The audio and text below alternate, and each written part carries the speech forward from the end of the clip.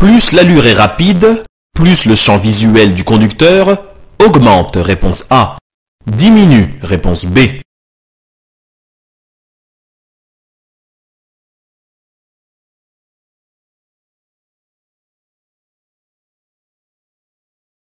À l'arrêt, le champ visuel d'un conducteur est d'environ 180 degrés, mais dès qu'il démarre, son champ visuel se rétrécit.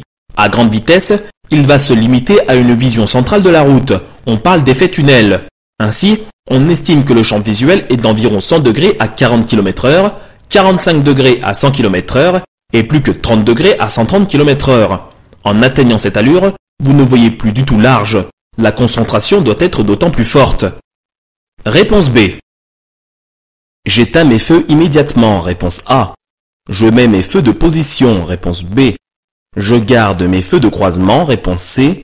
Je serre à gauche, réponse D.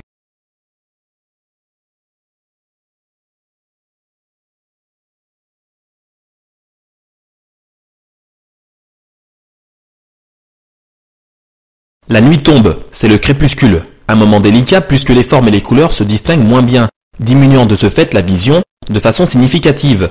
Afin de vous assurer de bien voir et d'être vu, vous devez impérativement garder vos feux de croisement. Vos feux de position seuls ne suffisent pas pour bien voir. Vous ne devez surtout pas éteindre vos feux pour ne pas fausser l'appréciation des distances. Dans cette situation, vous devez bien entendu vous écarter des piétons, en veillant à ne pas circuler sur la voie en sens inverse. Mais ne pouvez pas enlever vos feux de croisement. Ralentissez pour plus de prudence. Réponse C et D. La présence de ce camion réduit la largeur de la chaussée. Oui, réponse A. Non, réponse B. Peut masquer des usagers vulnérables. Oui, réponse C. Non, réponse D.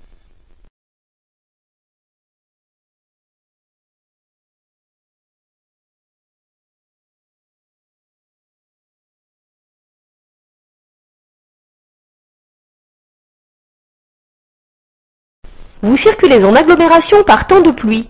Sur la gauche, un camion de gros gabarit est arrêté en double file.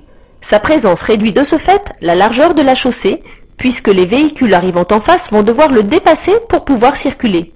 Méfiez-vous cependant, si vous avez l'impression de pouvoir passer, la présence d'un piéton derrière le camion peut laisser présager la présence d'autres usagers vulnérables. Soyez très prudent, d'autant plus que la pluie peut engendrer un risque d'aquaplaning en cas de freinage brutal. Réponse A et C. Je souhaite tourner à droite. Je passe. Avant le véhicule blanc. Réponse A. Après le véhicule blanc. Réponse B.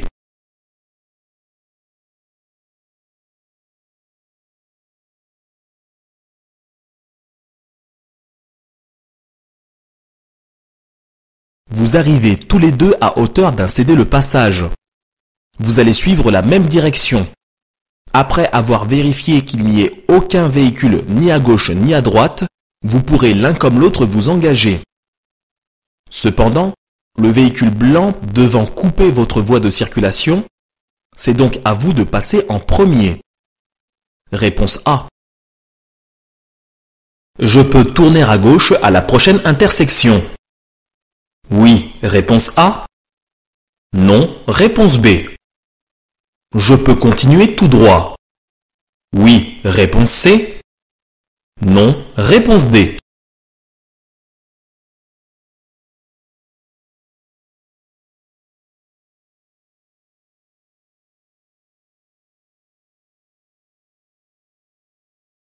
Vous circulez sur une route à double sens de circulation, sur laquelle vous pouvez clairement continuer tout droit en restant sur cette voie ou tourner à gauche en empruntant la voie de stockage réservée à cet effet. Si vous allez vers la gauche, vous devez vérifier dans votre rétroviseur qu'aucun véhicule ne soit en train de vous dépasser, même si c'est interdit à cet endroit. Vous devez ensuite informer de votre intention en mettant votre clignotant. Puis, vous serrez sur la gauche dans la voie de stockage correspondant à votre choix. Réponse A et C. La climatisation est efficace contre la buée. Oui, réponse A. Non, réponse B.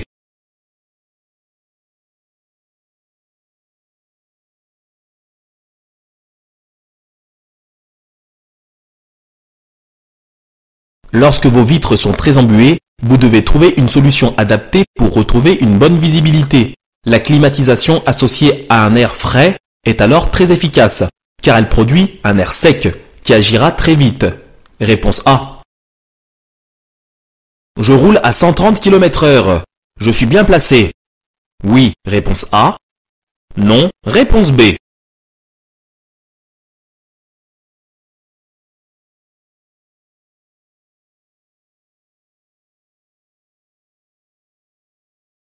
La règle de circulation sur route, comme sur l'autoroute, est de se placer en marche normale sur la voie la plus à droite.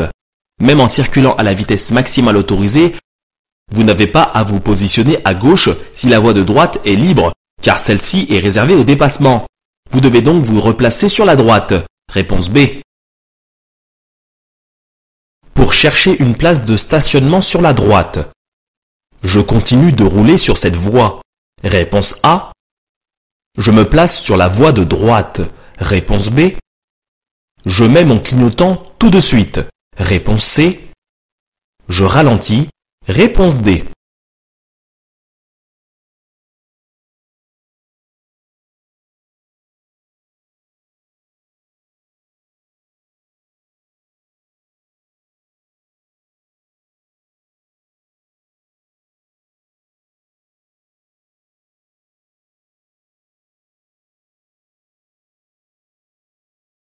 Dans cette rue à sens unique, vous pouvez stationner à droite en créneau et aussi à gauche, en épi.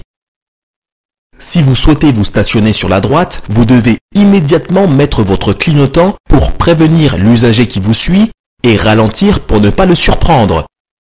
Vous ne devez en aucun cas circuler sur la voie de droite, qui est une bande cyclable. Vous ne vous y placerez qu'au moment de réaliser un créneau sur la droite, si aucun cycliste n'arrive à ce moment-là. Réponse A, C et D. L'éco-conduite augmente le niveau de stress. Oui, réponse A. Non, réponse B.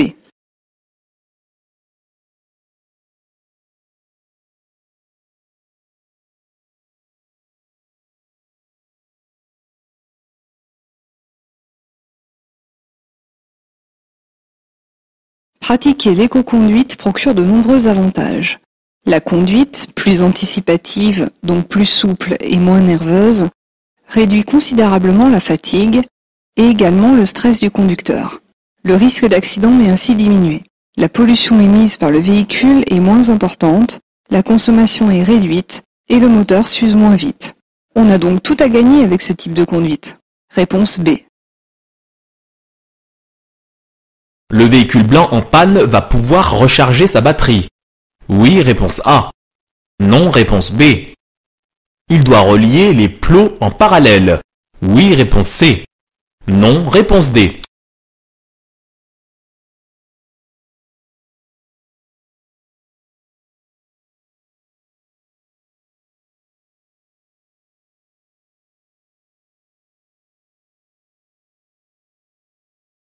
Ces deux véhicules sont positionnés ainsi pour résoudre un problème de batterie. Les deux batteries vont être reliées en parallèle. Tout d'abord pôle moins avec pôle moins, puis pôle plus avec pôle plus, dans le sens véhicule qui fonctionne vers véhicule secouru. Il faudra démarrer le véhicule aidant en premier lieu et accélérer légèrement, puis tenter ensuite de démarrer le véhicule en panne, les deux véhicules étant bien entendu au point mort. Une fois celui-ci en marche, les câbles pourront être débranchés.